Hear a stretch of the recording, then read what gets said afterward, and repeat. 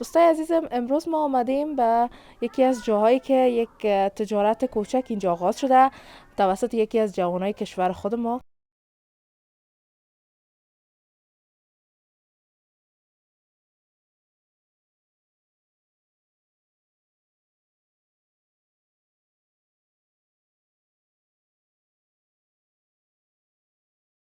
اصلا که از کم شروع میکنن با ما هم از 10 بال مرغ شروع کردم که بعد وقتانه او 10 بال از 7 دانه از او پیر بود و یک 3 دانه از او باز جوان بود. فعلا اینا کدام نسل هستن؟ اینا نسل فیومی میگن و نسل هرتیج هست. منظورم از هرتیج ای است که همون نسل خودشان است، همون نسل اول. اینا دیگه از مصر آمدن. اینا خودشان از مصر آمدن. خب چون یا دو رقم نسل داره، یکیش لوکال میگن به اون اصطلاح عام برتون بگیم کاپی. خب اینا نسل استارلوپ هستن، نژاد استرالیایی است، در اونجا اصلاح نژاد شده دیگه. تقریبا در حدود 1000 دانه مرغ اینجا فعلا است، چوچه البته، و امروز روز هفتم از این است. بله. در این قسمت دوستا داخل می بخش فارم که است درجه هوا را میسنجم که درجه حرارت است. فکر کنم 38 درجه است.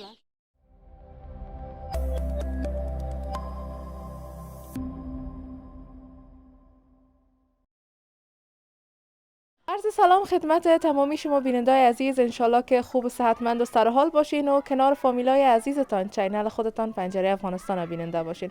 وطندارای عزیزم، باز هم در خدمتتان قرار گرفتیم با یک برنامه مفید و جالب.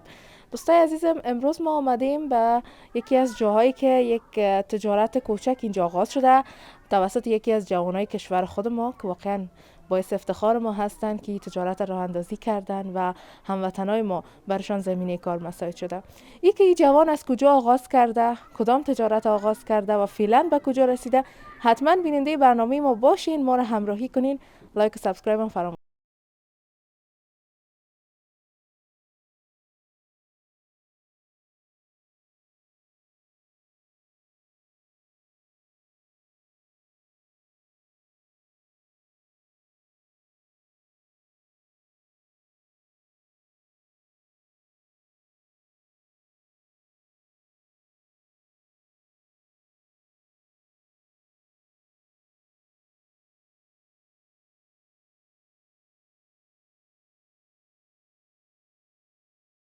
گفتم یکی از وطندارای ما یک تجارت را آغاز کردن و ما هم صحبت ها را همراهشان می داشته باشیم. سلام علیکم. سلام علیکم، وقت بخیر. سلام به شما و تمام بیننده های شما. تشکر میکنم. میشه که یک معرفی داشته باشین از خودتان؟ نام محمد شاکر است، فارغ تحصیل بخش اقتصاد از پانتون کابل امسال فارغ شدیم و مسئول گروپ های فارمای صدیقی است. بسیار خوب. بر ما ایره بگوین که چقدر وقت میشه که تجارت آغاز کردین و البته کدام تجارت است؟ خب تا هنوز اگر به سطح تجارت رسیده باشه خب خوب است. بخش مرغداری است و تقریبا از 10 بال مرغ ما ایره آغاز کردیم. 10 بال مرغ کلان بود البته. 10 بال مرغ. من مطمئن هستم کسایی که برنامه رو میبینن شاید 10 بال مرغ در نظرشان هم نبیاید. خب اگر شاید مبالغه فکر کنن بعضیشان، اما این چیز است که واقعا است. در اوایل زمان که ما شروع کردیم طبعا اکثریت مردم به می نظر هستن که از کم شروع میکنن و ما هم از 10 بال مرغ شروع کردم که بعد وقتانه او 10 بال از 7 دانه از او پیر بود و یک 3 دانه از او باز جوان بود. 100 افغانی در دور اول توان کردیم ولی ادامه دادیمش. فعلا فضل خدا تقریبا 3 فارم کنترلش خودم در دست دارم. ماشاءالله ماشاءالله. بر ما ایره بگوین با چی هزینه آغاز کردین؟ در اوایل تقریبا 3100 افغانی اون مرغای ما شد، 400 افغانی دانه شد و 400 افغانی مصارف کرایه موتر شد. بسیار خوب. درباره انگیزه تان بر ما بگوین که چی انگیزه باعث شد تا که بخواین چنین تجارت آغاز کنین که در چنین شرایط بسیاری هموطنای ما به فکر از این هستن که شاید نتونن، شاید شکست بخورن. شما چگونه انگیزه ایجاد شد که این تجارت آغاز کردین؟ خب جواب از این سوال اگرچه پیچیده است، خب ساده بگوییم شاید خودش یک ریسک است. شاید کسایی کلمه شاید به کار ببرن دیگه، طبعا باید اونا اول ریسک بپذیرن، بعد از هر کاری که باشه پیش ببره. انشالله طبعا که تجارت تا 80 الی 90% کامیابی است، اما فقط استقامت لازم داره که آدم باید استقامت داشته باشه و اگر احیانا کدام نابسامانی در پیش رویشان نباید از او دل زده شون. بله دقیقاً، که هر شکست اگه یک قدم برداریم دوباره استادگی کنیم پیروزی است. پیروزی در پی داره. بله. خب بر ما درباره فارم که امروز هستیم در اینجا بر ما معلومات بتین که فعلا به کجا رسیده و چقدر ادامه داره. خب این فارم مرکزی ما است. تقریبا 2180 الی 190 دانه چوچه ریخته شده. دو نسل استارلوپ و فیومیش که است نسل هرتیج است و استارلوپش هم که است لوکل است. بسیار خوب. چقدر شما شناسایی دارین با این نسل‌های مرغ و میگپایش که البته به دور از رشته شماست خلاف رشته تان است، چقدر آشنایی دارین امروز؟ خب من مسلکی از این بخش نیستم اما تجربه داشت دارم. تقریبا در حدود 4 الی 5 نسل خود ما پرورش میدیم ولی در مورد نسل‌های بسیار زیادش معلومات داریم الحمدلله. بسیار خوب. فعلا 2000 دانه مرغ است اینجا دیگه. فعلا از 2000 اضافه تر است. و گفتین که اینجا فارم مرکزی است. دو فارم دیگه هم دارین؟ دو دانه فارم دیگه است، اونا را مسئولیت کنترل شه بله ما دارم. بسیار خوب. اونا هم باز به چه تعداد مرغ است در اونجا؟ خب در یکی از اونا که است تقریبا 1500 دانه یا 14.5 دانه اگر بعضیش تلف داده شده باشه 14.5 دانه چوچه است و در رو فارم بعدیش که است و یکی از دوستای ما جدیدن کار شروع کرده بودن، اونا هم یکم دلهره داشتن درباره کامیابی و ناکامیش. از اونا تقریبا 200 دانه است. بسیار خوب بسیار خوب. خب دوستای عزیز بیننده برنامه ما باشین، داخل فارم میریم، صحبت‌های ما ادامه داره.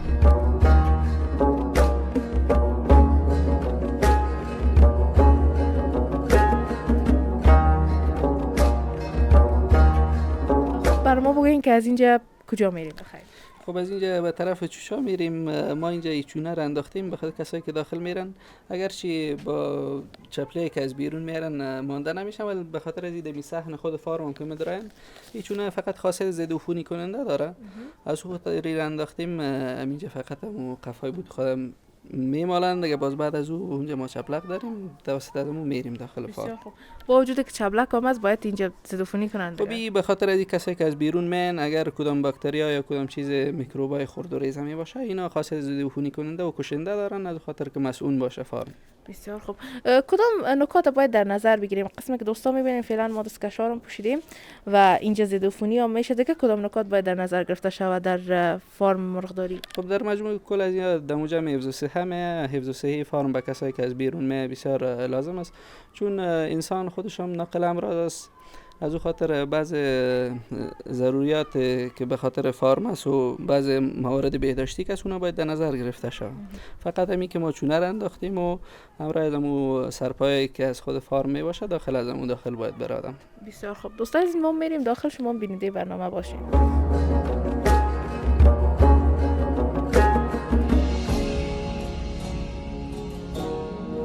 عزیز فعلا هم داخل فارم شدیم و این قسمت هم بعضی چیزایی هست که صدیقی صاحب دربارش به ما معلومات میدن.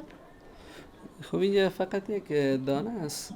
همراه بعض ضروریات دیگه مثل آب آشامیدنیشان است چون در بیرون فعلا موسم زمستان است. به خاطر از اینکه از بعض امراض هم در امان باشه و از خطر باد و باران و چیزا هم در امان باشه چون باد هم شاید شما بگین به خاطر چی چون باد خودش هم یک ناقل امراض است، ویروس ها از یک طرف دیگه طرف میبره. از اون خاطر ما دانه را اینجا در داخل فارم ماندیم تا اینجا مسئول باشه و دیگه فقط یک آب آشامیدنیش است دیگه چیز نیست اینجا. آبشون هم آب عادی است یا نه؟ خب آبشان آب عادی است، بعضن کلورین باید دو انداخته شود مثل از مو آبای مدنی که است.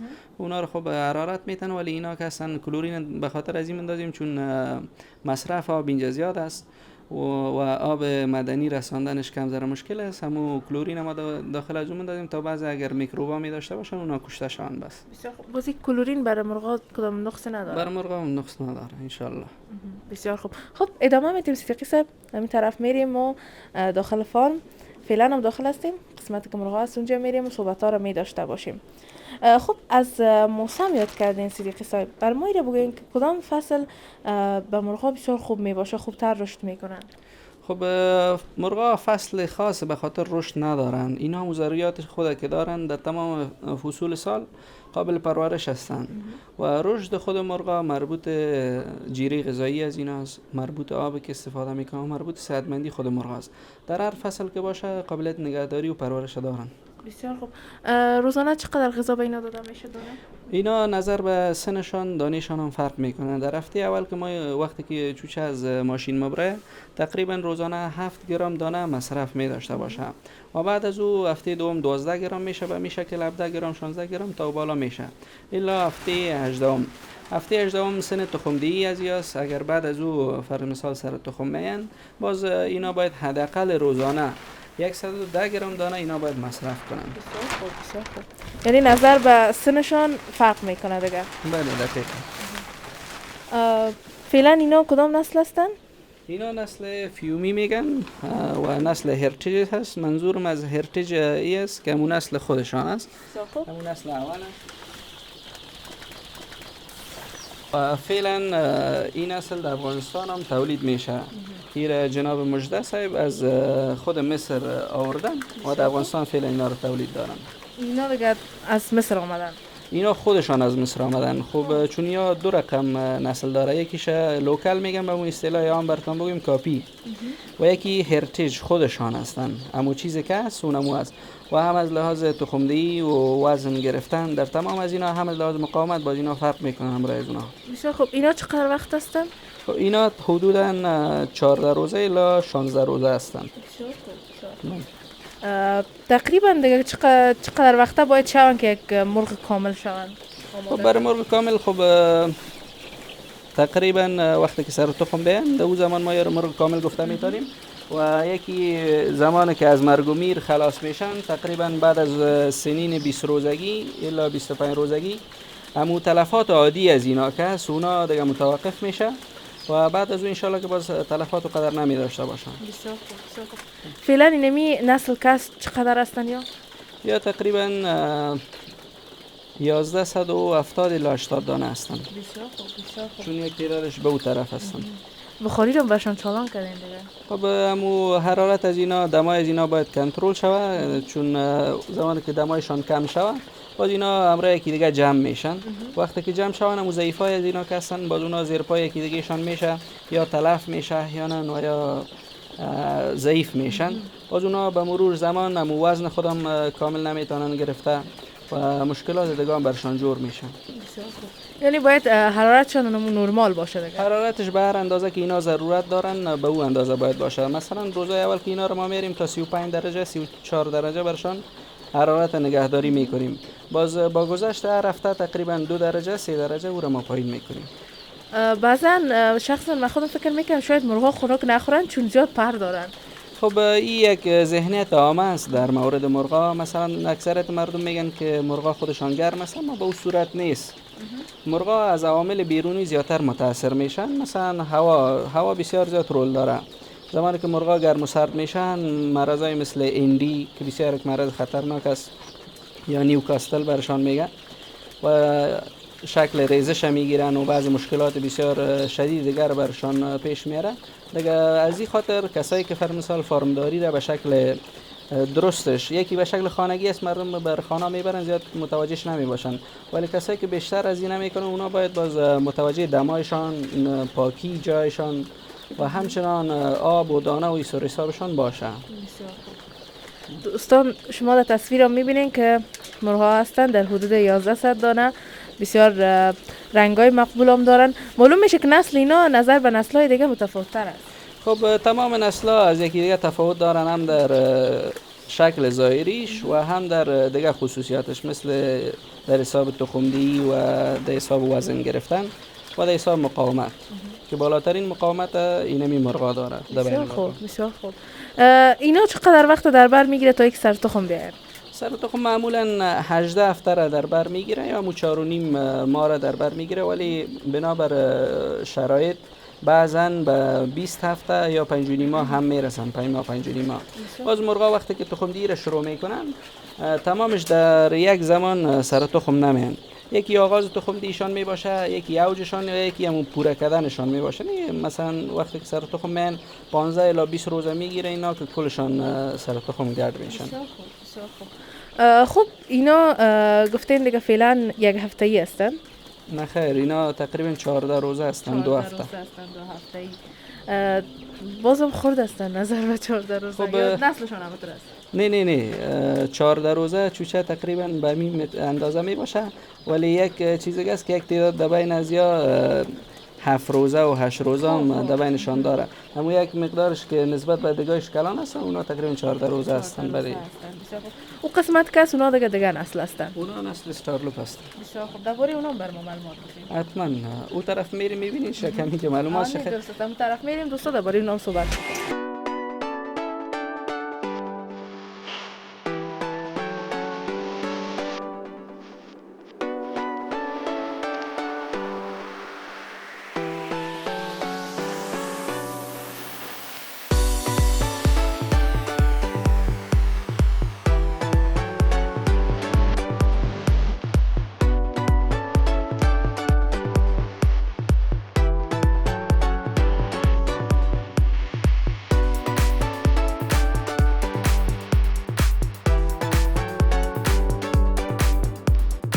فعلا اومدیم در بخش دوم فارم که نسل دیگه است.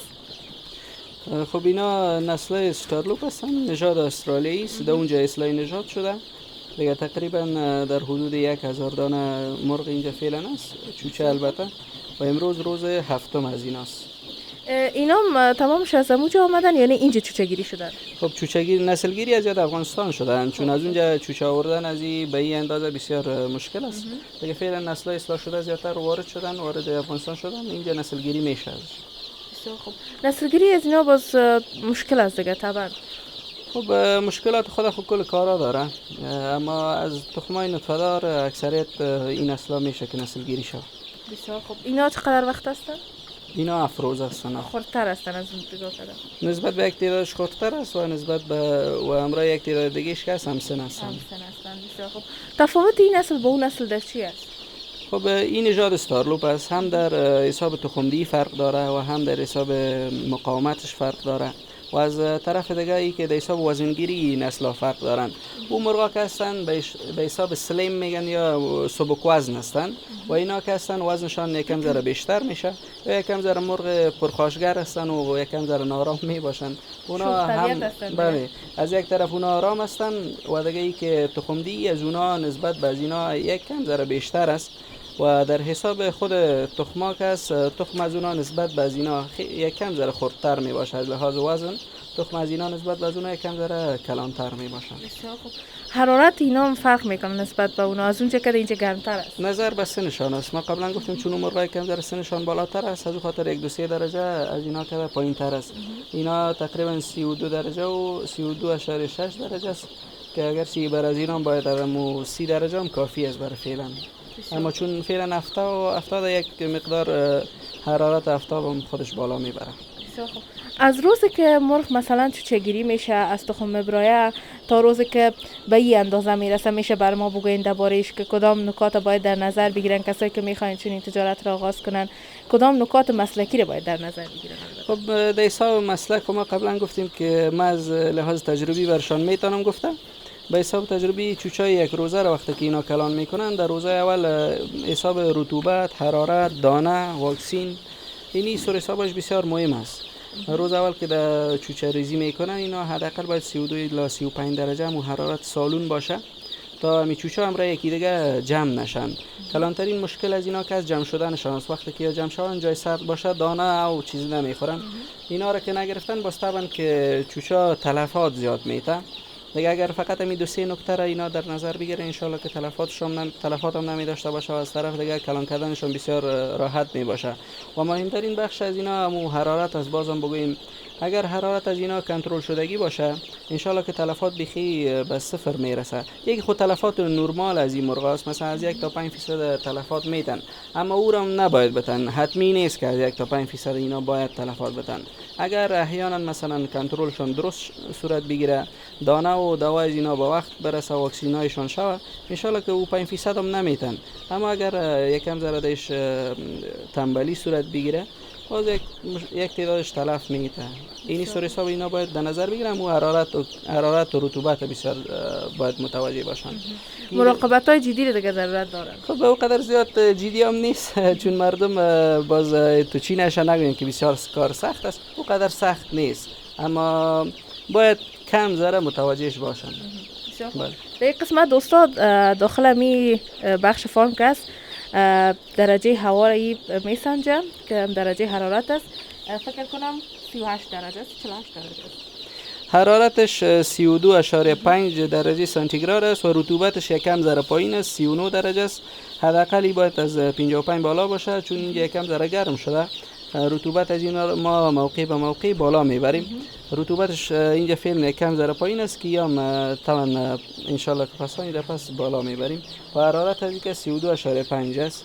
برای فعلا انشالله کمی کافی است، مشکل نداره، ولی تا 30 درجه هم برای فعلا برسه چون چوچای افروزه هستن و قدر تفاوت نمیکنه. بسیار خوب. از چی میفهمین که یک چوچه مرغ مریض شده باشه؟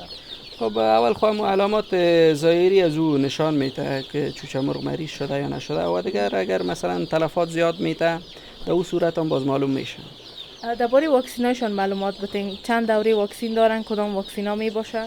خب واکسینایش خود تقریبا 13 دانه 12 دانه است، اما واکسینای خیلی ضروری از اینا که همین 4 دانه اول است. واکسین اولش که است به نام NDIB است، نیوکاسل دیزیز است برش میگه، جمع انفکشس برونشیت برش میگن IB. و واکسین دوم از اینا که است گامبور است، در روز 12 زده میشه. واکسین اولش در روز 6 زده میشه که از یادم نره. واکسین سوم از اینا که است به نام IB است، IB خالی، اونا در روز 18 زده میشن و واکسین چهارم از اینا در روز 24 زده میشه که به نام ND است یا نیوکاسل. بسیار خوب. این واکسینا باز به خاطر کدام امراض است؟ خب واکسین گامبور که است به خاطر از اون مرض گامبور است که اگر کم روده بندی پیدا میکنن به خاطر از اونا میباشه.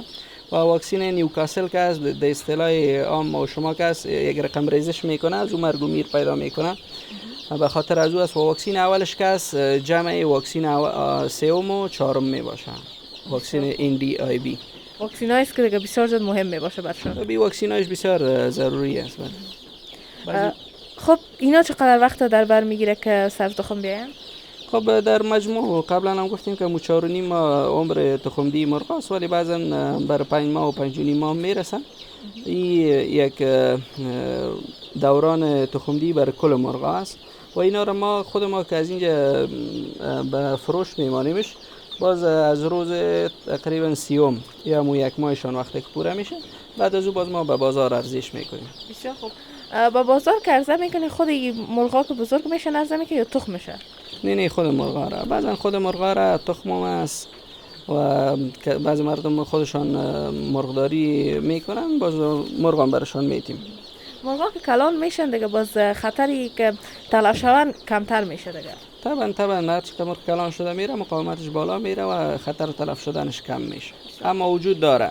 به خاطر از این که مردم باید در این قسمت زمانی که مرغای نسلی و فارمی را میخرن باید توجه به حرارت داخل سالون یا جایی که اونا میمانن کنن. زیادتر مردم که از تلفات بیشتر مرغا را دمی عمرای دمی وقتای میزان میتن، چون شب یخ میشه روز گرم میشه و دیگه دمای حمل میتن، چون دو وقت هم شب یخ میشه و روز گرم میشه دیگه. اینی سرد و گرم شدن روز و شب که است باز مرغا را ریزش میکنه و دیگه این ریزش ادامه پیدا کنه باز تبدیل به مرض هندی میشه و مرض هندی باز بسیار کشنده است.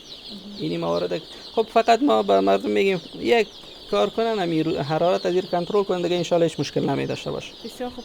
یک قسمت سطح هزینه که بعض مواد هستی کا است فکر کنم. این بوری اره است. بوری اره است. رنده میگن بعض مردم برش. این به خاطر چی بندازن اینجا؟ خب اینا رو به خاطر از این بندازیم از یک طرف باز پاک کردن سالون ساده می باشه و از دیگه طرف همین فضولات از اینا را این خوبتر جذب میکنه، از اون خاطر ما ایرا بندازیم. بسیار خوب بسیار خوب. دوستای عزیز بیننده برنامه باشین، بازم صحبت ها رو می داشتم.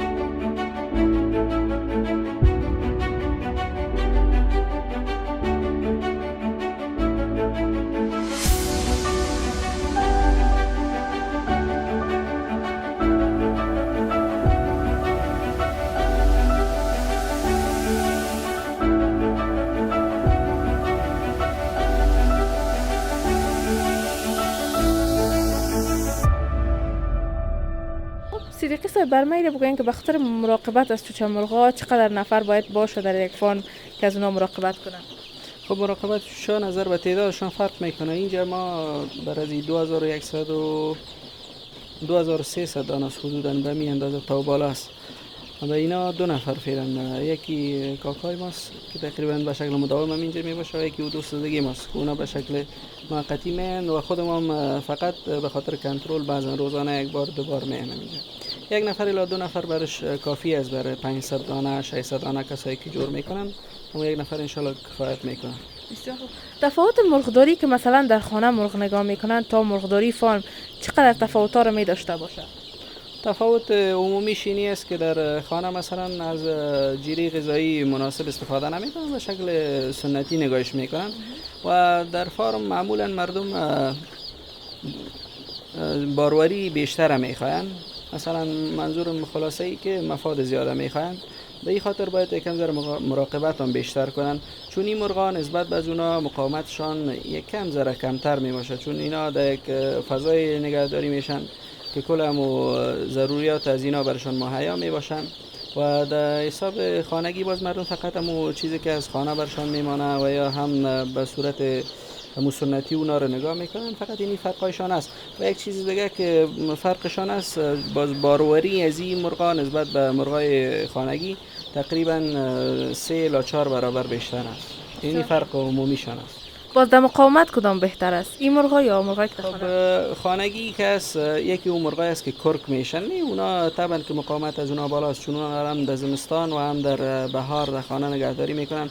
اینا اگر به اون صورت نگهداری شون همراه آب و هوای باز خویی ما طبعا خودمون عادت میتیم، بعد از عمر 20 روزگی یا 17 روزگی اینا که میرسه باز در بیرون هم میگن بار وقتی که بیرون هوا جور باشه اینا رو بیرون هم میکشیم، اما به اون اندازه نه که ما اینا رو در بیرون در مقابل کل آفات و کل سر حساب که مثلا از بیرون بر از اینا متوجه است در اونها علاج بتیم. باز به اون صورت اگه اینا رو هم شما در بیرون علاج بتین طبعا که مقاومتشان بالا میره، اما او چیزی که فرمثال فارمدار از پیش میخوای باز طبعا که کم میشه، مثلا عایدش دوباره کم میشه. یک مرغ اگر 2.5 یا 250 260 دانه تخم میده، اگر به شکل سنتی کس نگاه میکنه طبعا که هم حساب تخم دیش کم میشه و از دیگه صورت در مقابل آب و هوا مقاومتشان بالا میره. بسیار خوب. بر ما درباره خوراکشان بگین، مثلا ماهانه همین تعداد چوچه مرغایی که در فارم شما است چقدر دانه مصرف میکنن؟ خب این سوال بیشتر مردم پرسان میکنن، اما این سوال جواب دادنی نیست، به خاطر از این بعض وقت اینجا چوچه زیاد میشه بعض وقت کم میشه و سن از یا فرق میکنه، مثلا در هفته اول یک مقدار دانه مصرف میکنه، هفته دوم دیگه مقدار دانه مصرف میکنه، نمیشه مشخصا که ما برای شما بگوییم به اینی مقدار دانه در یک ماه دقیقاً یا مثلا مصرف میکنه. اما یک چیزی که ما خودم برآورد کردیم و مشکل استانداردش اندازه استاندارد دانه که است، یک مرغ از روزی که از تخم مبرای تا وقتی که برای تخم دی میرسه 4.5 ماه الی 5 ماه 321 الی 323 افغانی تنها مصرف دانش میشه. برای یک مرغ. خب بر ما درباره نظریات عامه مردم درباره مرغا بگوین که شما بیشتر در این کار هستین، بیشتر هم نظریات مردم کسب میکنید. خب مرغداری صنعتی افغانستان چون جدید است، نو است و بیشتر مردم با مرغداری سنتی روبرو بودن و زیادتر به شکل سنتی مردم مرغ نگاه میکردن.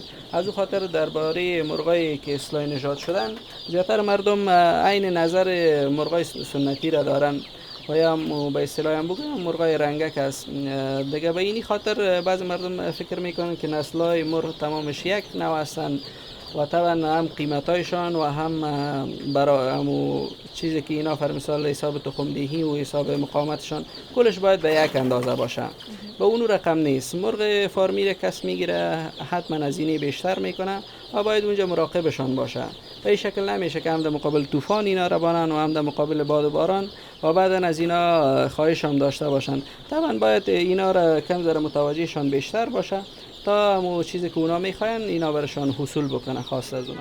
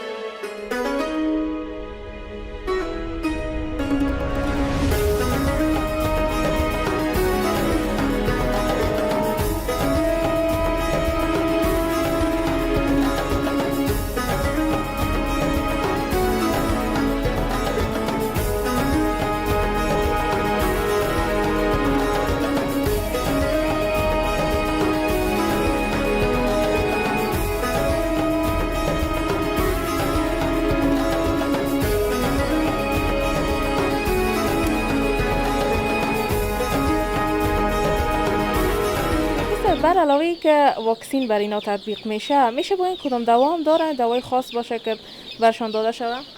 خب در حساب دوا بعض دوای تقویتی بر از اینا داده میشه مثل مولتی ویتامینا و اگر احیانا اینا کدام مرض میکنن یا مثلا زیادتر مرض یا از 50% بالاترش روده‌بندی است، ایناش باید کنترل شود، مثلا قابلیت کنترل داره. ولی اگر احیانا روده‌بندی پیدا میکنن مرغا باز در اون صورت برشان دوا طبعا که باید داده شود، ولی به شکل عمومش یکی مولتی ویتامین برشان نیاز است تا از وقتای اول اینا سر حال باشن و مقاوم باشن. و دیگه ای که یک دانه به نام فلورفونیکال میگن، یک دانه آنتی بیوتیک است و یک دانه به نام بیلورون میگن، اونا دیگه به شکل ضد عفونی استفاده میشن. ما می دانه و از اینا رو جمع میکنیم، باز اونا رو به شمول خود مرغا کل سالونه میزنیم که اینا مثلا اگر احیانا کدام میکروب زنده می باشه اینجا اونا هم از بین بره و خود مرغان در امان باشن. و به شکل عموم یک دانه دوای جیگر است به نام جی تی پار که ما زیادتر رو استفاده میکنیم، اگرچه دوای حیوانی شام است ولی جی تی پار از دوای انسانی است، اما بالای از اینا هم تاثیر مثبت داره، اونا رو استفاده میکنیم بعضا. بسیار خوب. خب تشکر میکنم از شما هم که در برنامه ما را همراهی کردین، معلومات دادین درباره فارم مرغ. اگر پیام داشته باشین گفتنی برای جوانا میشه که بگوین که خب پیام خو انشالله شاید خودشان گرفته باشن، ولی به شکل عمومی کسایی که میخواین کاروبار شروع کنن میتونن که قبل از اینکه کار شروع کنن همراه یک کسی که اونا تجربه داشته باشن و یا مسلکی باشن مشوره کنن تا او ازرار که ما مثال متقبل شدیم اونا نشن و از تمام خوبی ها و مثلا بعض فواید و نواقصی که داره از تمامش با خبر باشن تا از کار خود آگاه باشن. وقتی که از کار خود آگاه نباشن باز طبعا که اونا را مکارم روندش خوششان نمیه. دیگه فقط می پیام برشان دارم اگر احیانا میخواین کار آغاز بکنن پشت گپ مردم نگردن، چون ذهنیت عمومی به این شکل شده که حال مرغا مفاد نداره، مفاد داره، فقطی که اونا باید مواظب باشن. تشکر میکنم بازم از شما، سلامت باشید. خیر باشین، آباد باشین. وطندارای عزیزم سپاسگزارتان هستم که بیننده برنامه ما بودین و ما را تا ایدم همراهی کردین. همچنان کسایی که دوست دارن تجارت را آغاز کنن، کسایی که میخواین که یک کار مستقل از خود داشته باشن و انگیزش دارن و هنوز اقدام نکردن، شما میتونین به خود باور داشته باشین، انشالله که یک نتیجه خوب می داشته باشه. قسمی که در برنامه امروز معرفی داشتیم انشالله که این تجارت های کوچک در کشور ما بیشتر شود و این خورترک ها میبینین که فعلا در دستم است، گرچه می ترسیدم ولی درسم پرید. سپاسگزارتان هستم. لایک و سابسکرایب هم فراموش نکنین عزیزای دل. این بود برنامه امروز ما، تا برنامه بعد خداوند نگهدارتون.